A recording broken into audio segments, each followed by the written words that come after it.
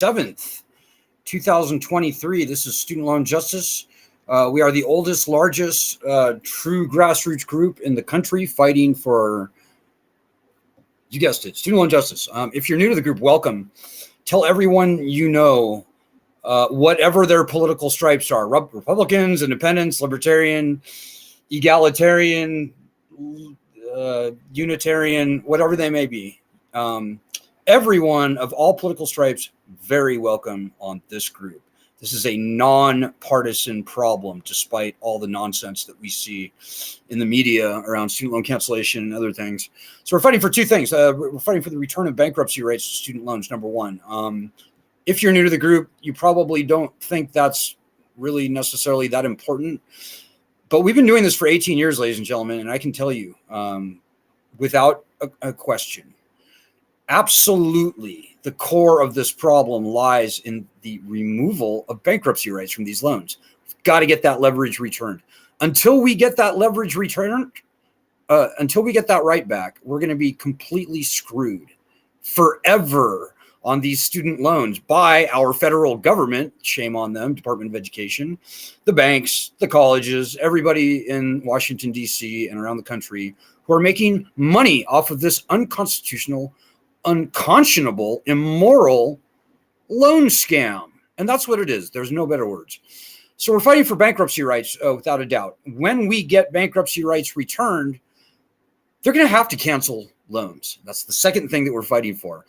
The concept of canceling student loans by executive order started on this group. I kid you not. We started the petition at change.org/cancel student loans many, many, many months before canceling student loans became a national issue.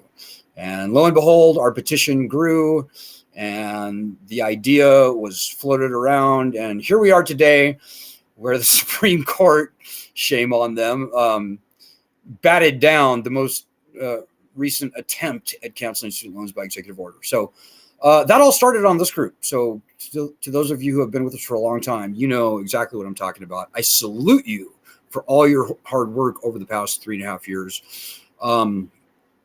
But we're going forward, guys. We can only win. Cancellation has to happen, but we're not going to see cancellation meaningfully until and unless we get the right of bankruptcy returned. So tonight is going to be a really tough live stream for me tonight, because I have to tell the truth about a senator named Elizabeth Warren. Now, as I said at the top, we're a fiercely nonpartisan group. We pretty much hate both the Democrats and the Republicans at this point in different ways. The rhetoric from either party is extraordinarily different. But after 18 years of very careful consideration, careful observation of this lending system, I can tell you that both parties are aligned against us. Ladies and gentlemen, they just are. And I'll get into that a little bit later, but we have to talk about Elizabeth Warren, guys. We just have to. And I could probably talk for 2 to 3 hours on all our history with Senator Warren. But let me just give you the sort of 10 minute version, maybe 15 minutes. So way back in 2006, we were featured, our group, our members, myself, we were featured in a top story on 60 Minutes. It was our second big splash in the national spotlight. So we worked with the 60 Minutes producers very closely on this. They used all of our research that we had brought originally to Fortune magazine and then later to 60 Minutes. And we strongly encouraged 60 Minutes to interview a Harvard professor who taught bankruptcy law named Elizabeth Warren. And they did that. They interviewed her. And she did a fantastic job in telling the truth about this lending program and how it's essentially like the lenders at the time, it was a private lender was running the whole show, Sally Mae, how the Sally Mae and the other lenders were essentially playing every hand at a poker table, right? They couldn't lose. All the risk had been shunted onto the borrowers and away from the lenders. And the core of this was the removal of bankruptcy rights. So this was a big deal. This launched an investigation that culminated in the largest scandal in higher education history, in the history of colleges in this country. So financial aid administrators were found receiving kickbacks and taking bribes. They were fired, including from very hoity-toity colleges like Columbia University, for example. The University of Southern California, I hate to say it, that's my alma mater, ironically. So it was a very big deal, ladies and gentlemen. And this, incidentally, was Elizabeth Warren's first big splash in the national spotlight. And so you would think that we would have a very strong natural alignment, a good working relationship with Senator Elizabeth Warren. But ladies and gentlemen, I'm so sorry to have to say this, but that's just not true. It's just not true. And so let me just cut to the chase. So Elizabeth Warren, this was 2006, the 60 Minutes thing happened. She ran for Senate 2012 and won. We kept ongoing conversations with her staff since that point. And remember, the key to this whole thing is the fact that Elizabeth Warren taught bankruptcy law at Harvard University for many years. So you would think that as soon as she got into the Senate, like the first thing she would do was introduce a bankruptcy bill to return bankruptcy rights to student loans. And for those of you who don't know, quick lecture, the founding fathers called for uniform bankruptcy laws, aka rights, in the Constitution. They called for a head of the power to declare war and raise an army. The founding fathers were very concerned about debt being used as a weapon against the citizens, as being used, very concerned about it being used to implement tyranny.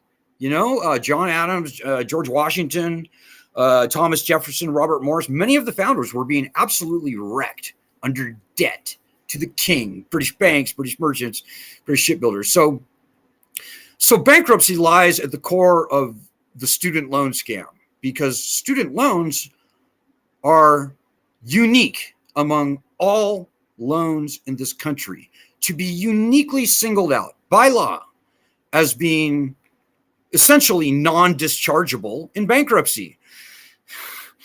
So it's a longer story, but that's the gist of it. Student loans are uniquely stripped of bankruptcy rights. So we had very high hopes for Senator Warren, but I have to say that as a senator, in fact, we have yet to see a piece of bankruptcy legislation from her. Now, here's the thing that really gets me, guys. Well, there's two things. First of all, on bankruptcy, last session, the Democrats finally regained control of the House, the Senate, and the presidency. The DNC had it in their party platform to return bankruptcy rights to student loans. We had a great bill in the Senate. It would have returned bankruptcy protections to federal student loans. There was a 10-year waiting period, so it wasn't perfect, but it was very good. It was the first really good bill, bipartisan, by the way, bipartisan bill. It would have solved the student loan problem. And I can talk about why that's true, but I'm telling you guys, bankruptcy is the domino that must fall if we're going to see anything meaningful with student loans. So one would think that Senator Elizabeth Warren would be, if not sponsoring this bill, at least co-sponsoring it, right?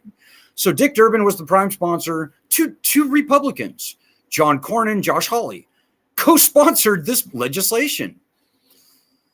And as you might imagine, being that bankruptcy is almost 80% of our efforts because it's so important, whether you understand that or not, and I'm very happy to explain why that's true.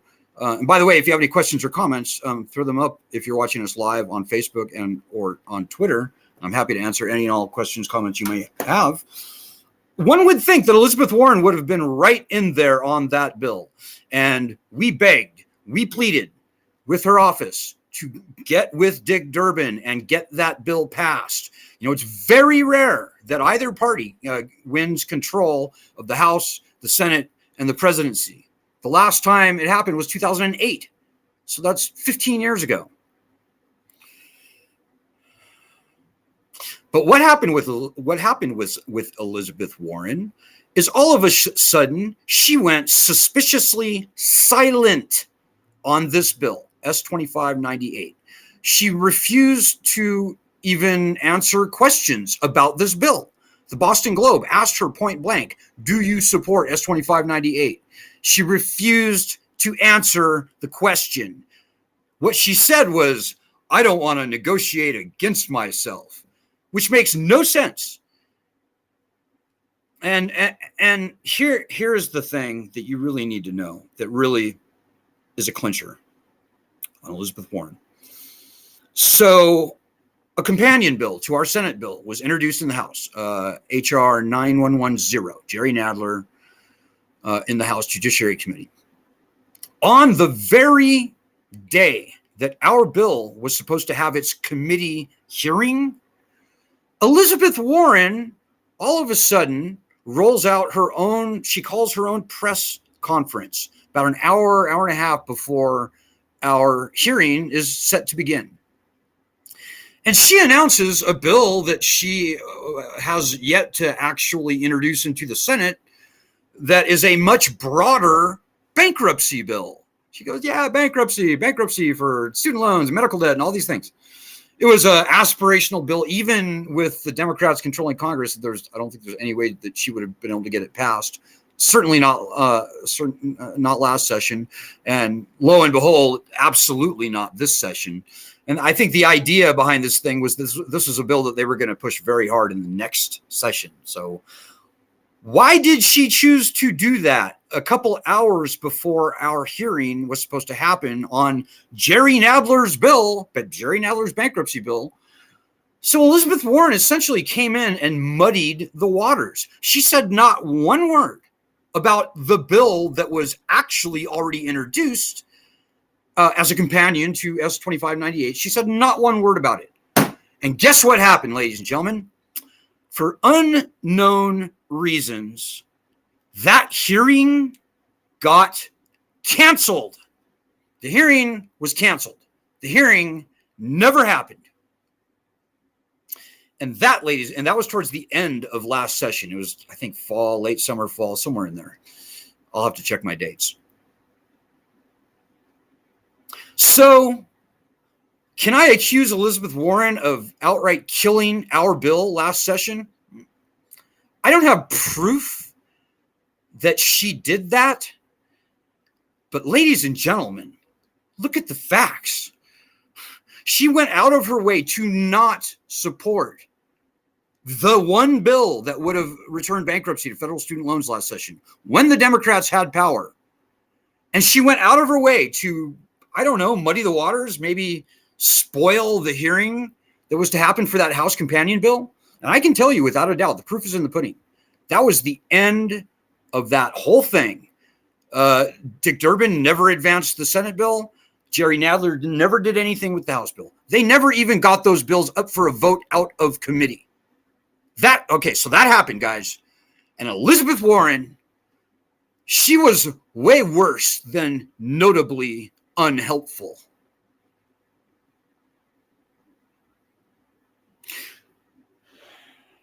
And I'm very sorry to have to say that.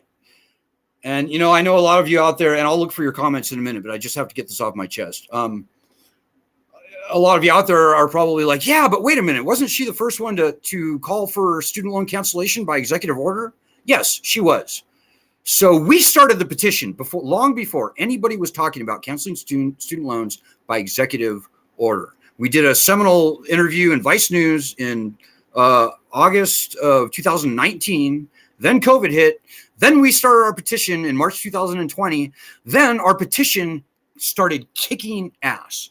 We got splashed all over the national media, ABC, Newsweek, you name it. It went viral. Our petition grew to screamed past 500,000 signatures, 750,000 signatures. And then in September, so 6 months, I think, after we started that petition, Elizabeth Warren and Chuck Schumer trot out a Senate bill calling on President Trump to cancel student loans by executive order. So they essentially appropriated the idea, and we're glad they did. Make no mistake. That's how politics works. That's how stuff happens. And so we were thrilled that that happened. But ladies and gentlemen, I have to tell you that they didn't call for the president to cancel all federally owned student loans. They threw this weird weasel wording into it, and the weasel wording was this up to $50,000 in student loans based on some means testing and so forth. And I will say this also.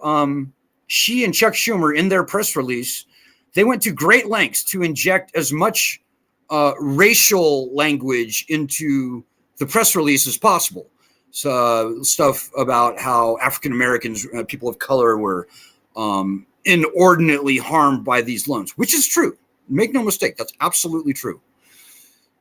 But they didn't call for the cancellation of all federally owned student loans. And remember, this was during the throes of the pandemic, where it might have actually happened, because everybody in Washington, D.C. knows that this lending system is in catastrophic failure.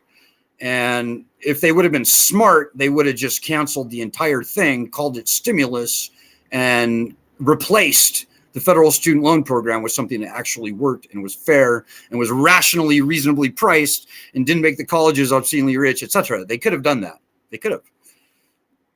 But this thing that Elizabeth Warren and Chuck Schumer called for, it was not that. And you know, on the racial thing, make no mistake, people of color are absolutely harmed way worse than average on these loans. African Americans in particular. That's true.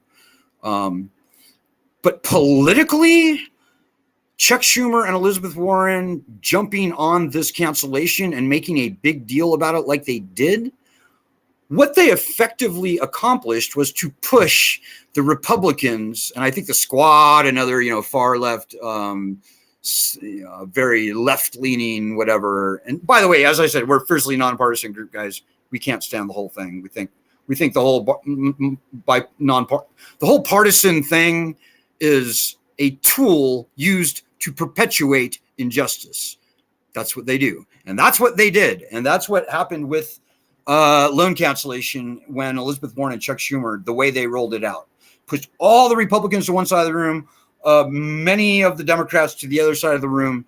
And lo and behold, we saw how that worked out about a month ago, when the conservative Supreme Court, along very partisan lines, killed Joe Biden's which was lame in the first place, his lame and feckless $10,000 to $20,000 loan cancellation.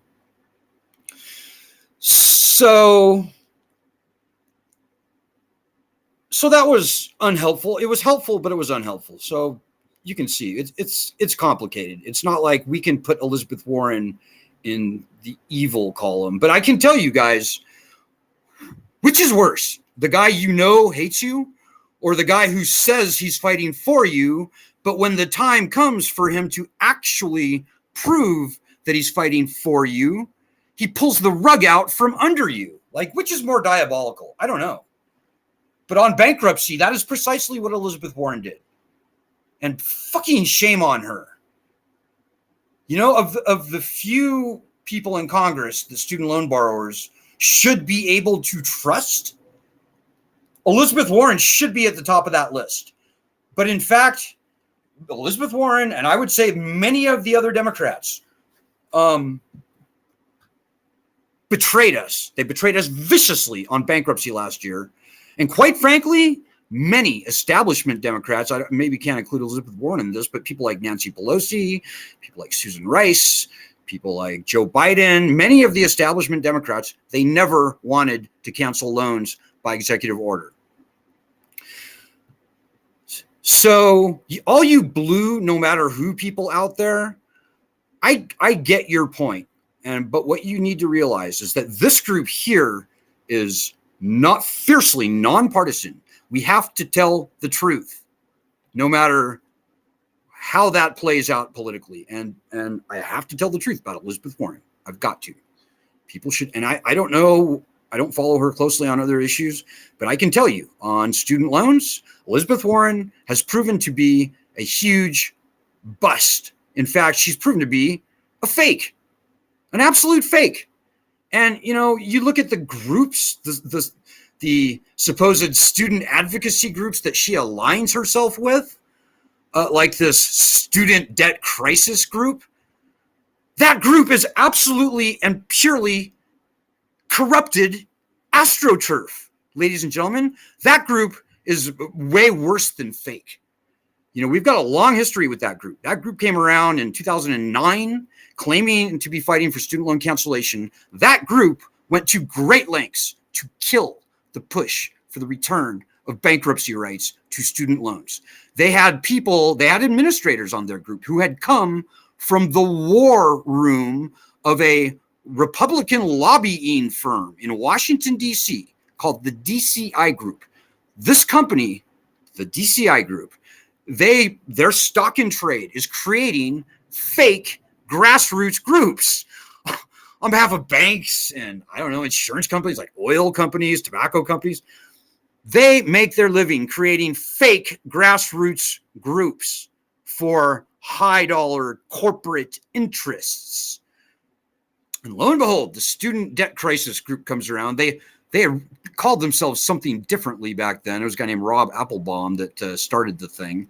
But they went to great lengths to kill the push for bankruptcy rights. They claimed to be fighting for cancellation, but they just weren't doing that, guys. What they were doing was they were trying to suck all the air out of the room. Because let's face it, if you're a student loan borrower and you see one group saying, "Yeah, we need bankruptcy rights," which is like, what? That seems a bit confusing and complicated. Why? Okay, whatever. And then there's another group saying, "Cancel student loans, cancel student loans."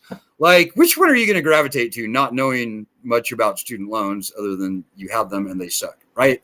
So that was the ploy from this company, student debt crisis. And I don't want to go on too long, but I will just say that we found these nefarious connections between them and the DCI group. We confronted them about that. And then all of a sudden, the entire group sort of disappeared for a while. Robert Applebaum disappeared. I have no idea where he is today. I heard he's actually deceased. I don't know. But then they rebranded. They changed their name. They changed their name to Student Debt Crisis. And right now today, you can see Student Debt Crisis all over the internet, all over Facebook, et cetera, et cetera, et cetera. You can see them getting interviewed in the mainstream media. And again, they claim to be fighting for student loan borrowers. And I can guarantee you, when Joe Biden rolled out his $10,000 gimmick, and it was a gimmick, they were kissing and crying and clinking the champagne and beating their chest and claiming credit for everything. And meanwhile, if you actually look and see what that group does, they use their group as hunting grounds. They use that group to prey upon their very own members. Their group is run through and infested with student loan lawyers, debt counselors, all these people claiming that they can help you with your student loans. They can help you rehabilitate your loans. They can help you consolidate your loans. And by the way, the fees that can be made, the commissions that can be made on these loan rehabilitations, consolidations are exorbitant.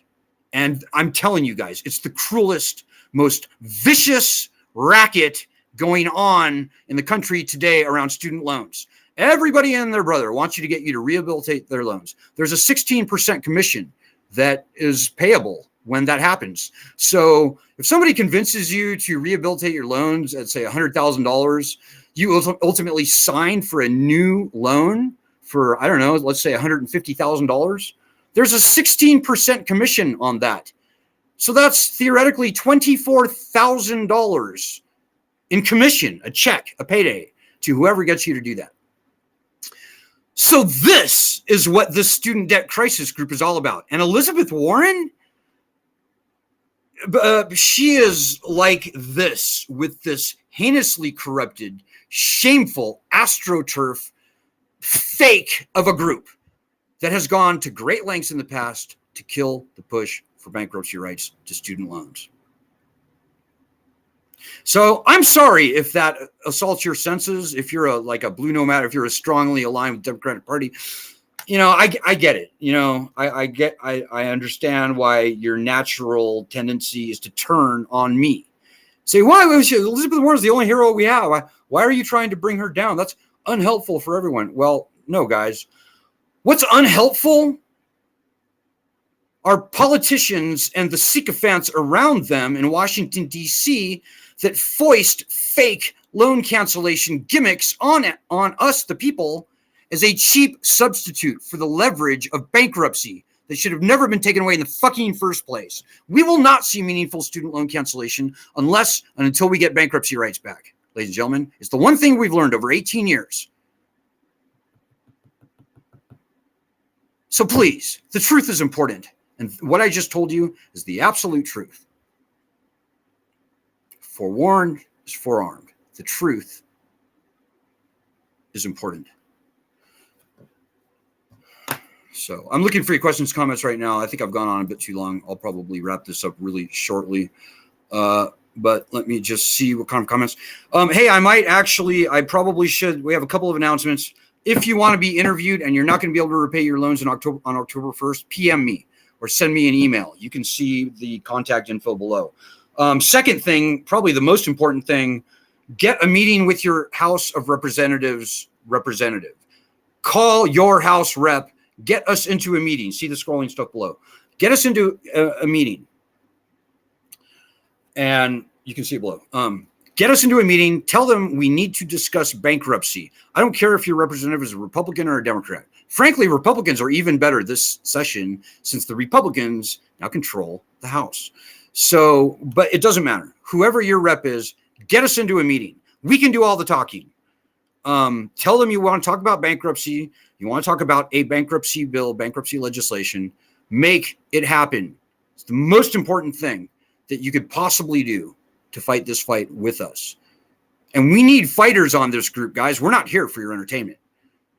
We need workers and fighters on this group, like probably everybody whose comments I am now neglecting.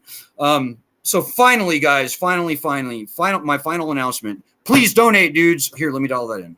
Oh, you can see it right there. Please donate. We still need around 20 people to donate $20 this week, guys. We will not exist. We will cease to exist if we can't raise like $600, $700, $800 a week to pay our internet bill, all our basic expenses. Your personal gifts are what keeps this group going, and that's never a guarantee. And it would be a very huge shame if this group, all that we've done, all that we're poised to get done, were to disappear for the lack of the relative nickels and dimes that we need to not disappear. So please donate. So Leslie Fishman is with us tonight. Hey, Leslie, how are you? Just waiting for your comments to load now. Leslie, and I'm looking for your comments on Twitter as well. So let me just load that. Come on, guys. I know we have quite a few comments. I'm probably not going to be able to get to all of them tonight, and for that, I apologize. But I will look at your comments later on offline. Hey, Leslie says, been here in spirit, but been low-key due to employment, personal issues. Miss you all. Hey, we miss you too, Leslie. Hope everything's going well on your end. Leslie says, and I think she speaks for a lot of you, a lot of us. I'm a student loan borrower, by the way. I'm a defaulted student loan borrower. But Leslie says, I'm effing scared to face this monster in the next 2 months. Can barely make it in New York with sky-high inflation that has besieged us. Many of us are close to being homeless. Right, Leslie. And so you're not alone. My best estimate is that something like 75-80% of all borrowers will not resume making payments on their loans. They can't. They can't do it. 75-80%. That's 4 in 5 of all student loan borrowers are not going to resume making payments in October. It's not going to happen. People are very worried, and frankly, I think they should be worried. But what I would tell everyone who's not going to be resuming payments, and that's most, as I said, most borrowers, that is what it is. What you should do instead is help us fight as hard as you've ever fought for anything, for the return of bankruptcy protections to student loans. It is the silver bullet for this whole entire thing. It is the domino that needs to fall. You want loan cancellation? We got to get the leverage of bankruptcy back first. You want a break on interest? We've got to get the leverage of bankruptcy back first. All starts with bankruptcy, guys. Don't believe the AstroTurf groups out there. And I mentioned student debt crisis, but I could certainly mention others who are business partners with the student debt collection industry. But anyways, I'm going to save my breath on that. I think you guys know who I'm talking about. Hey, Jackie O'Brien from Texas says they can kick rocks. I'm sick of this game. That's exactly right. Tell them to pound sand. In my humble opinion, nobody should pay another dollar on their federally owned student loans. That's not only probably unwise at this point, it's unpatriotic. Don't feed this beast. The founding fathers are on our. We don't have to put up with this bullshit, ladies and gentlemen. We're a way stronger country than this. The founding fathers are on our side. Frankly, I think the founding fathers are looking down and they're shaking their head and they're going, how did our citizens get so weak?